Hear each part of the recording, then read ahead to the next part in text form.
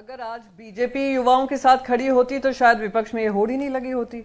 जब सत्ता पक्ष ही युवाओं को छोड़ बैठी है, सत्ता पक्ष के चलते ही जो वो बच्चे मांग कर रहे थे कि उनका इस्तीफा होना चाहिए, अब तक इस्तीफा नहीं दिया गया है। और बात सिर्फ नीट यूजी की नहीं है, CUET की भी है, जहां उस सिस्टमैटिक ग्लिचेस आए थे। बात UGC गाइडलाइंस की भी है। मुझे हैरानी होती है, सुधांशु जी हमेशा UGC गाइडलाइंस के लेकर चुप्पी बांधे रहते हैं, जबकि पूरे नॉर्थ इंडिया में इसके ऊपर प्रोटेस्ट हुआ था, पूरे देश भर में ये प्रोटेस्ट हुआ था। और ये प्रोटेस्ट जब सुप्रीम कोर्ट पहुंचा था तो सुप्रीम कोर्ट ने UGC गाइडलाइंस पर स्टे लगाई थी। उससे क्या आ रहा था? वो विभाजनकारी सोच जो भारतीय जनता पार्टी की धर्मों को लेकर हुई है, वो जातियों को लेकर कर रहे थे, वो भी धर्मेंद्र प्रधान कैंपसेस में कर रहे थे, जहर घोलने का काम कैंपसेस में कर रहे थे। उसके विरोध में सुधांशु त्रिवेदी जी चुप रहे, बल्कि उनको उस समय पे बोलना चाहिए था, पर खैर सुप्रीम कोर्ट ने उस पर पाबंदी लगाई। 2024 में जब नीट के एग्जाम लीक हुए थे, तब यही धर्मेंद्र प्रधान जी ने आकर कहा था, मंच पे पार्लियामेंट के सदन में कहा था कि मैं ये फिर से रिपीट नहीं होने दूंगा। क्या होता है? 2025 में फिर से रिपीट होता है, 2026 में एग्जाम कैंसिल होता है, फिर से 22 बच्चे सुसाइड होते हैं कि जाने जाती हैं, फिर भी इनकी आंखों में किसी तरीके की नमी नहीं आती है, अहंकार में कोई कमी नहीं आती है। तो ये तो इनकी दिक्कत है। और आज यहाँ पे आकर कह रहे होड़ मची हुई है, कोई वहां पे कोई छोटा बच्चा रहता है, क्रेडिट दो, कोई प्रधानमंत्री के बाहर करता है। अरे भाई साहब, बस एक ही चीज पूछ रही हूं आपसे, चाहे प्रधानमंत्री के घर के बाहर करें, या चाहे जंतर मंतर पे करें, चाहे मुंबई में करें, चाहे पटना में करें, मांग तो एक ही है ना। मांग यही है कि धर्मेंद्र प्रधान का इस्तीफा हो। और ये बात करें कि मंच पे आकर लोग ये बोल रहे थे अल्लाह का नाम होगा, ये नाम होगा, वो नाम होगा, क्या ये हमारे पिटीशन में है?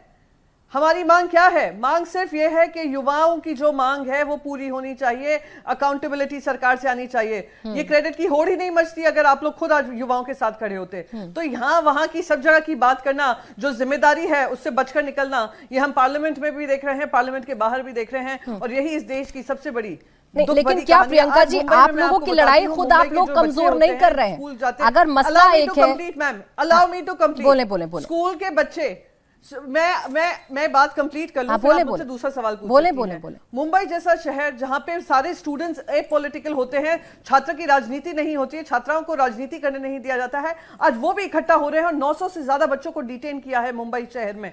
और आप बात कर रहे हैं कि होड़ मची। अरे होड़ नहीं मची है, हम सब कह रहे हैं आप पूरा क्रेडिट ले लीजिए, प्रधानमंत्री जी को दे दीजिए, देश की भारतीय जनता पार्टी को दे दीजिए, कोने कोने में अपना झंडा लहराइए, हर इंस्टीट्यूशन में झंडा लहराइए, पर धर्मेंद्र प्रधान को इस्तीफा करवाइए। कराएंगे आप? नहीं, ये बात क्या अरविंद केजरीवाल को समझाई जा सकती है? प्रियंका चतुर्वेदी जी आज आपके नेता उनके साथ प्रेस कॉन्फ्रेंस में बैठे थे, वही है जो सबसे पहले, मेरा क्या लेना देना, वही है जो यहाँ के देश के युवाओं से लेना देना है। अरे आप देखिए, ध्यान भटकाने का काम मत करिए, चाहे अरविंद केजरीवाल हो, चाहे राहुल गांधी जी हो, चाहे बाकी सारे हो, अभिजीत दिपके हो, चाहे वो सोनम वांगचुक जी हो, एक ही बात सभी कह रहे हैं। नहीं प्रियंका जी, मैं ध्यान भटकाने की कोशिश नहीं कर रही हूँ, फिर से दोहरा रही हूँ प्रियंका जी, मैं ध्यान भटकाने की कोशिश नहीं कर रही हूँ। मैं तो असल में ये समझना चाह रही हूँ कि विपक्ष के अंदर चल क्या रहा है। अरविंद केजरीवाल जी को भी ये समझाई दीजिए कि राहुल गांधी भी वही मुद्दा उठा रहे हैं जो आप उठा रहे हैं, तो फिर इसमें लड़ाई झगड़े का मतलब क्या है? मैडम देखिए, मैं जब बोल रही होती हूँ ना, जब आप बीच में बोलती हैं तो मैं सुन नहीं पाती हूँ। बोले या तो आप बोल लीजिए या मैं बोलूँ। बोले सब सवाल मुझसे कर लीजिए, या फिर इंतजार करिए कि मेरी बात खत्म हो जाए तो सवाल पूछिए। बोले प्रियंका जी, मेरा तो एक ही सवाल है, उसका जवाब दे दें, फिर उसके बाद आपके सवाल का जवाब ले लूंगी मैं सुधांशु जी से। मैं कौन होती हूँ नसीहत देने वाली? नहीं, मैं कौन हूँ जो नसीहत किसी को दूं? मैं आपसे बस ये नसीहत जो युवा मांग रहे हैं और कह रहे हैं, वो मैं आपको दे सकती हूँ, वो आपके माध्यम से जनता को पहुंचा सकती हूँ कि देखिए, हम यहाँ पे आपकी आवाज उठा रहे हैं, हम मांग कर रहे हैं कि इस्तीफा दीजिए, ये हमसे पूछ रहे हैं कि आप अरविंद केजरीवाल को नसीहत दीजिए।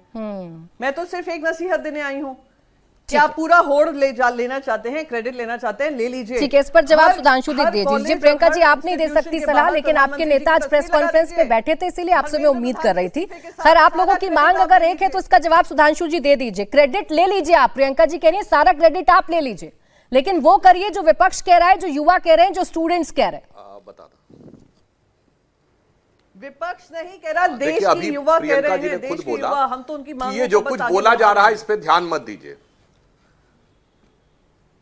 सुनिए, प्रियंका जी ने कहा जो बोला जा रहा है उस पर ध्यान न दीजिए, हमने तो जो लिख के दिया ये नहीं है, यही है कथनी और करनी में अंतर। प्रियंका जी कान खोल के सुनिए क्या क्या बोला जा रहा है। संसद को उखाड़ फेंकेंगे, मोदी का लास्ट डे है, उमर खालिद को बाहर लाना होगा, हमें चाहिए आजादी, मेरा लिंक मेरी आजादी, हम उमर खालिद को जेल से बाहर करिए, सीता के पति का नाम लेके नीता के पति का काम, भगवान राम का अपमान। अरे भाई कह ये रहे, कर क्या रहे हैं?